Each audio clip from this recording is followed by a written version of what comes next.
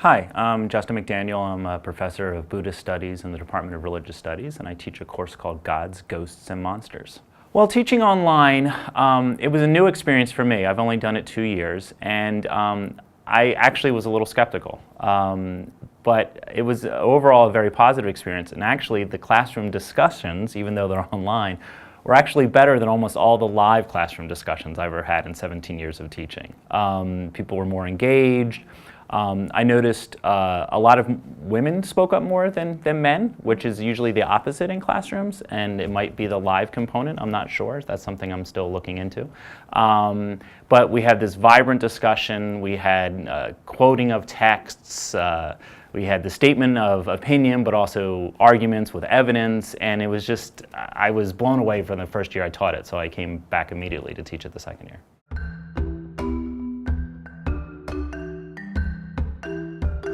Well, it was different in many ways. Usually when I teach in the classroom, the difference between classroom teaching and online teaching, which I learned, is that because I do the lectures ahead of time, I video the lectures and I concentrate on the content, is that I can spend my time with the students not lecturing to them, not explaining material, but I can let them use their voices to discuss the material, and then I can add new tidbits or add information that are brought up in discussion. So actually we do a lot more material online than we would do in class.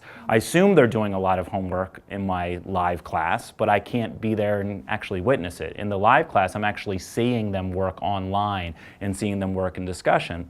Second of all, is that when I teach live, I have usually a teaching assistant that runs the discussion section. And I'm not part of that because I want the students to feel comfortable discussing with the TA and not me looming over them. But in an online case, I'm part of the discussion group, but I'm not looming over them because I'm physically not there. So in a sense, my presence is there, but their presence is there just as much. And so that's why I feel people are freer to speak online sometimes, actually often.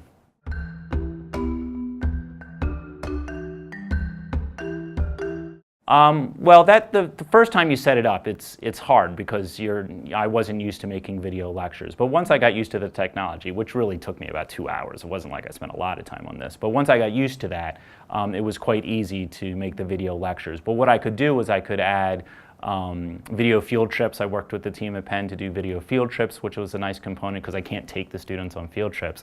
But my class live is about 120 students, so I couldn't take them on field trips anyway. There's just too many students. But I can take an online group of 500, in a sense, on a video field trip because it doesn't matter how many people are there, that I'm walking through spaces. So that was a really interesting component to go out and to do. I'm going to add more to those. I thought that was a great component. Other experiences I had setting up the course and preparing the lectures was getting to be familiar with the online discussion platform. That took a little bit of getting used to, but I had, both times I've taught the course, people helping me online the first couple times, and after the first couple times it went really well.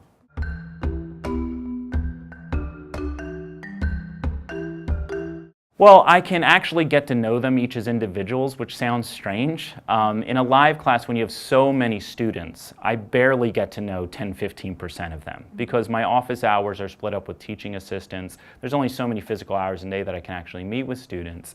And then students kind of catch you before and after class. You have these like 2-minute conversations a lot of times, and they're never really serious conversations. They're about, well, when is this due, or what should I do on this, or can I hand this in late? And they're not real discussions. But in an online course, you're one-on-one with a lot of different students, and I can respond to them. I stay up very late, so I can respond to them in the middle of the night if a lot of my students are in China or in India or in Peru, so their time difference is there. So I can respond to them online individually. I can get to know them individually. And when you're in a live class, students don't have a chance to like stand up and state their profile and a little bit about themselves, but online they actually do. And so I actually feel that I know them a little bit better. Now I have the experience of students that I've met online and that are in live classes of mine now. And that's really great because I feel like I already know them and I get to experience like interacting with them in a different way. And I wouldn't say it's a better way, but it's just a different way that immediately they walk into class and I'm like, I know you because of your picture. And so it's been great.